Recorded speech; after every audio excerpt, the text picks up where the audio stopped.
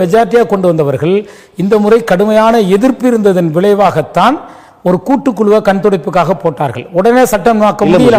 இவ்வளவு எதிர்ப்பு தெரியக்கூடிய இந்த வக்ஃப் சட்ட மசோதா இப்ப சட்டமாக்கி விட்டது. எதிர்த்தால் என்ன, எதிர்கொள்ள என்றால் என்ன இல்ல சொல்றேன். நம்ம எதிர்த்து ஒரு கூட்டுக்குழுவுக்கு போயிருச்சு. கூட்டுக்குழுக்கு பிறகு இவர்கள் பாத்தீங்க அப்படின்னா சட்டமாக்கி இருக்கிறார்கள்.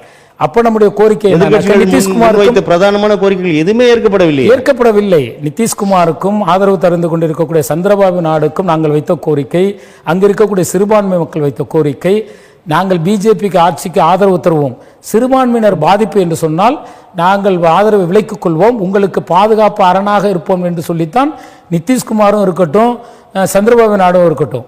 இங்கேயும் பார்த்தீங்கன்னா 4% இடஒதுக்கீடு சந்திரபாபு கொடுத்துக்கிட்டு தான் இருக்காரு சிறுபான்மை மக்களுக்கு. அங்கேயும் பார்த்தீங்கன்னா 22% வாக்கு பீகாரில் இருக்கு. இதையெல்லாம் வச்சு தான் அவங்க சொன்னாங்க. ஆனால் இந்த முறை இவர்கள் ஆதரவு தெரிவித்ததால் ஒட்டுமொத்த இஸ்லாமியர்களும் அவர்களுக்கு எதிராக திரும்பி இருக்கிறார்கள். இது வரக்கூடிய சட்டமன்ற தேர்தல், பீகார் எலெக்ஷன் நடைபெற போயிருக்கு. அதில் இதனுடைய எதிர்ப்பை மக்கள் கண்டிப்பாக காட்டுவார்கள். சந்திரபாபு நாயுடுக்கும் அந்த மக்கள் கடுமையாக சொல்லி இருக்கிறார்கள். இதனுடைய விளைவை நீங்கள் தேர்தலில் சந்திப்பீர்கள். ஏமாற்றுறது தானே அரசியல்வாதியோட பழக்கம்.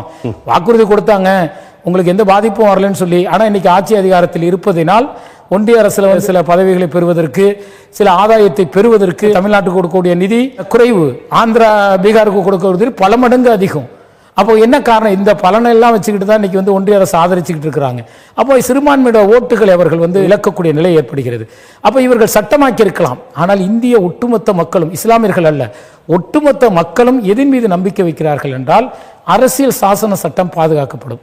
அரசியல் சாசன சட்டம் வழங்கியிருக்கக்கூடிய 25, 26 அந்த பிரிவுகளுக்கு வழங்கப்பட்டிருக்கக்கூடிய உரிமை பாதுகாக்கப்படும். அந்த பாதுகாப்பின் அடிப்படையில் நீதிமன்றம் நீதியை வழங்கும் என்று நீதிமன்றத்துக்கு ஏறி இருக்கின்றோம். இன்றைக்கு நீதி அரசர்கள் மிக சிறந்த கேள்விகளை இன்றைக்கு ஒன்றிய சங்கத்துக்கு எழுப்பியிருக்கிறார்கள். நீ போய் வக்ஃப் போர்டு நிர்வாகத்தில் போய் 2 முஸ்லீமை சேர்க்கிறிய, இந்து கோயிலில் போய் அறநிலையர்களை சேர்க்க முடியுமா, திருப்பதி கோயிலில் போய் 2 பேரை சேர்க்க முடியுமா என்ற கேள்வி எழுப்பியிருக்கிறாங்க. அவசரமாக அந்த சட்டத்தை ஏற்றிய என்ன உள்நோக்கம் என்ன என்று விசாரித்திருக்கிறார்கள். இன்னைக்கு கால அவகாசத்தை கேட்டு இருக்கிறாங்க.